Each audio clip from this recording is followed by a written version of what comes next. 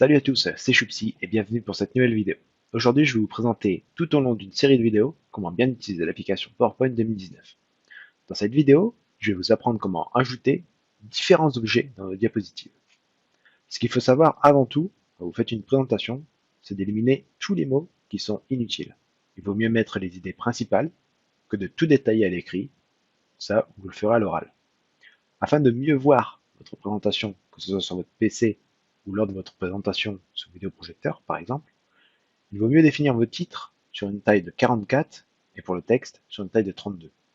Vous pouvez privilégier l'utilisation de puces sans en avoir des masses et surtout conserver le même arrière-plan. Dans un premier temps, on va voir ensemble comment insérer du texte. Donc, deux possibilités. Soit vous cliquez sur l'icône Nouvelle diapositive, où là vous pouvez cliquer pour ajouter un titre ou ajouter du texte, soit sur le texte Nouvelle diapositive, afin d'avoir différents thèmes, comme avoir plusieurs contenus, un titre de section, ou alors une image avec une légende. Par contre, si vous voulez que votre diapo soit vide, on clique sur vide. On va ensuite aller dans Insertion, et on va cliquer sur Zone de texte. Là, on va définir notre zone avec la souris, d'accord? Puis on relâche.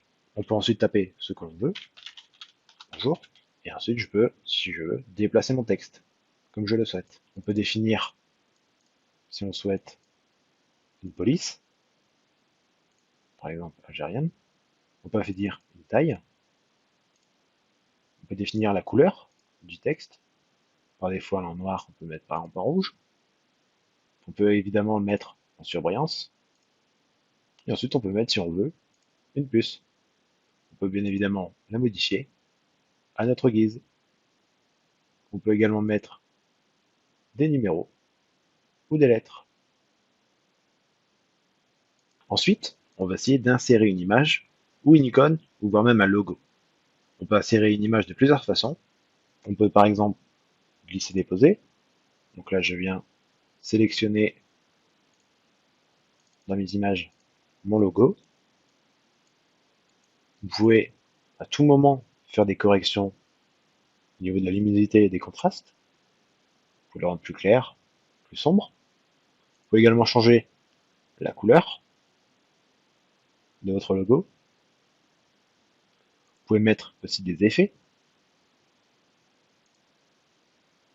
Et vous pouvez également mettre de la transparence.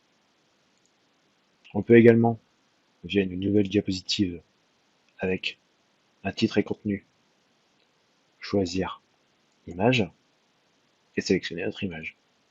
Sinon, autre méthode, on peut aller dans Insertion, Image, et là vous pouvez spécifier où est votre image, soit sur votre ordinateur, soit une image stockée dans la bibliothèque d'images, ou alors une image en ligne. Par exemple, dans l'image stockée, je vais sélectionner celle-ci. Et voilà, comme je vous l'ai dit tout à l'heure, on peut aussi définir un effet artistique.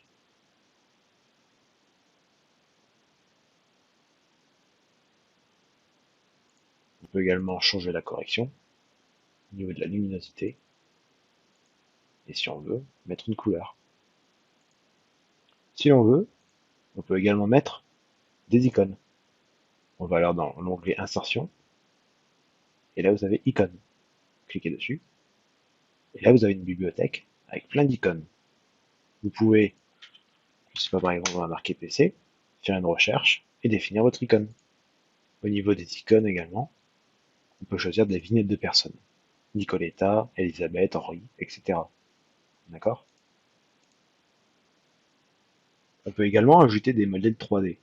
Donc là, on va aller dans Insertion, et là, vous avez Modèle 3D. Vous pouvez soit à partir de notre appareil, ou alors des 3D prêts à l'emploi directement. Comme d'habitude, vous avez une bibliothèque avec plein de modèles. Dans mon cas, par exemple, je vais vous montrer dans électronique et gadgets. Je vais sélectionner l'ordinateur, et voilà, sur mon ordinateur, et je peux bouger dans tous les sens. Vous voyez? Donc là, admettons, je vais le mettre comme ça. Voilà. Je vais rajouter un modèle, par exemple un emoji, avec des petits cœurs. Hop. Je vais le placer juste devant. Je vais réduire. Voilà. Et je vais le faire tourner.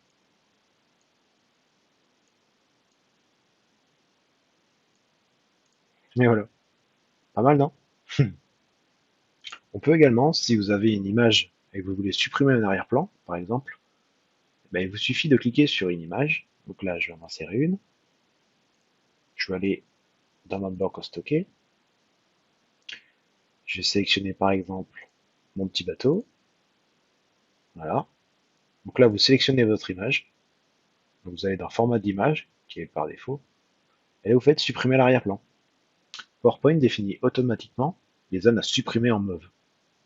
On peut, si on le souhaite, marquer des zones à conserver ou des zones à supprimer. Donc là, par exemple, je marquais une zone à supprimer. Je définis une ligne, par exemple. Voilà. PowerPoint, en gros, il est capable de voir si d'autres zones avoisinant ont les mêmes pixels, et en gros, il les englobe aussi dedans. Et voilà.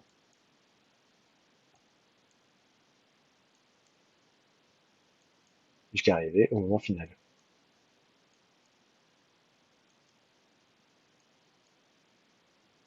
On est à peu près bon. Il suffit de faire conserver les modifications. Et voilà. J'ai mon petit bateau. Ensuite, on peut ajouter des effets typographiques. Il suffit d'aller dans Insertion, Word Art, et là vous définissez par exemple celui-ci. Voilà. Vous voyez, vous avez un nouveau texte. On peut par exemple marquer bonjour, une nouvelle fois. On peut par exemple aussi, comme d'habitude, définir une taille au niveau de l'accueil. On peut définir la police. On peut définir la couleur, le surlignage. On peut retourner dans le format de la page. On peut définir un contour. Donc on peut définir des ombres, par exemple, que ce soit en interne ou en externe. Voilà. On peut définir des reflets également. Voilà. On peut également définir un genre d'éclat, le biseau, un côté bling bling. On peut aussi définir une rotation 3D. On peut aussi ajouter des vidéos, qu'elles soient en ligne ou bien sur notre PC, également des fichiers audio. Par exemple, avec une vidéo, donc on va aller dans Insertion, et là vous avez vidéo ou bien audio. Cliquez dessus, et là ça vous indique soit une vidéo en ligne, soit une vidéo sur mon PC. Donc là je vais faire vidéo en ligne.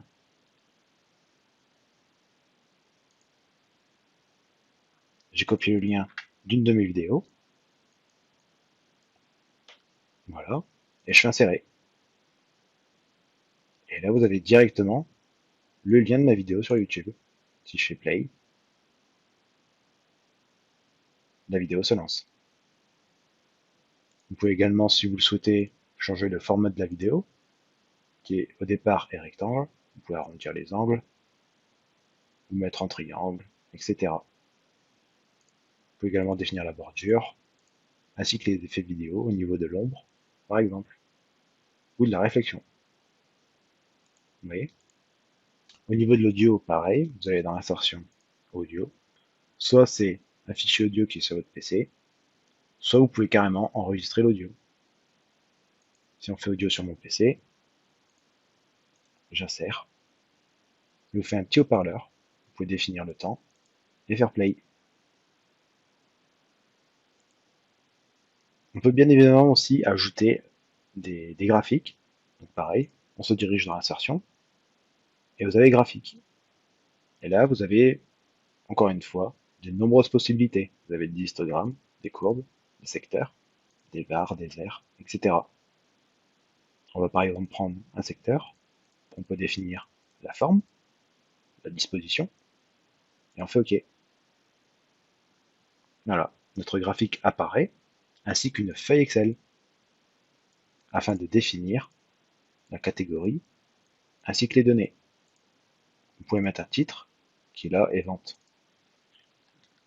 On peut le modifier, en mettant achat, par exemple. Et ça se fait simultanément. Il suffit de fermer, et là vous avez accès à notre graphique. Vous pouvez cliquer dessus, vous pouvez ajouter si vous voulez un élément, un titre, une étiquette ou une légende. Vous pouvez changer de disposition, vous pouvez modifier les couleurs. Après vous pouvez sélectionner un nouveau style.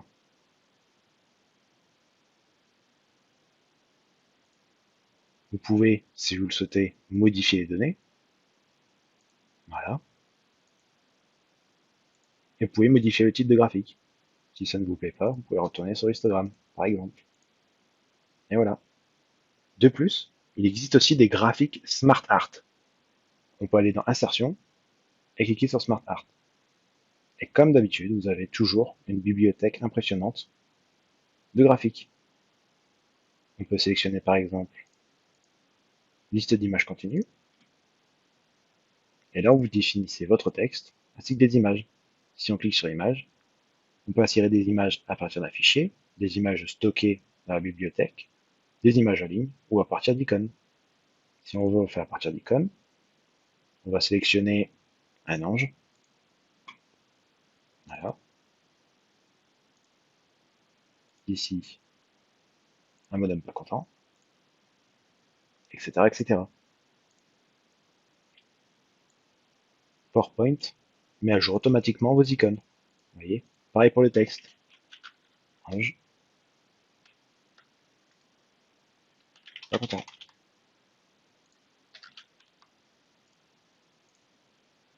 Vous modifiez à votre guise votre graphique.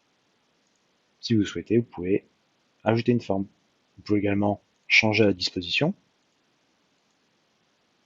modifier les couleurs et modifier le style.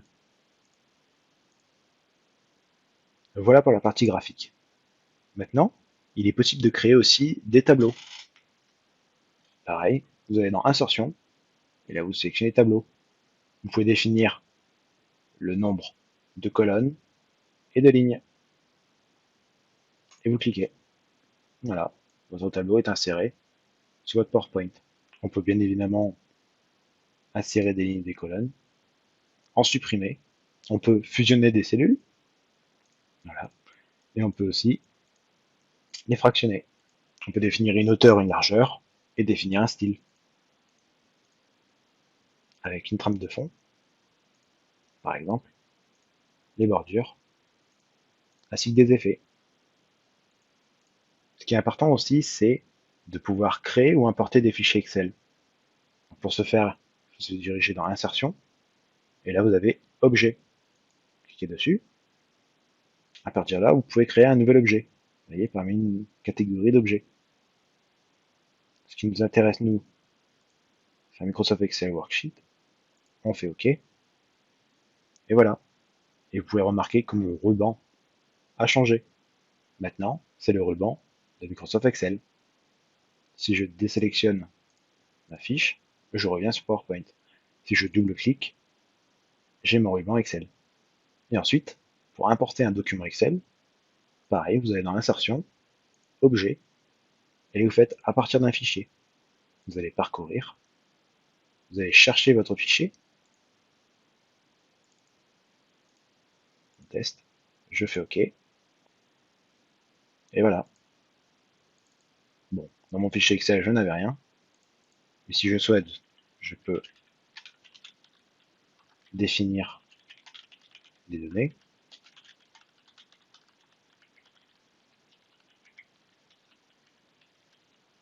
Voilà. Et je peux également mettre un format d'informe.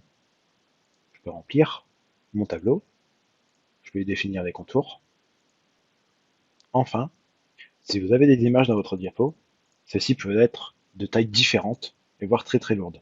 On peut alors compresser nos images.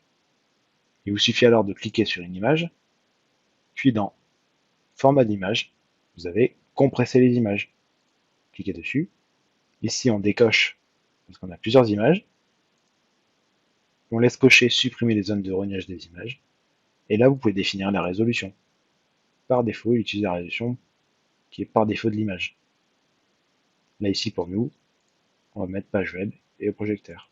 Ça ne modifie rien dans votre diaporama, mais au niveau de la taille de votre fichier, cela va influencer. Voilà comment ajouter de nombreux objets sur votre diapo dans PowerPoint.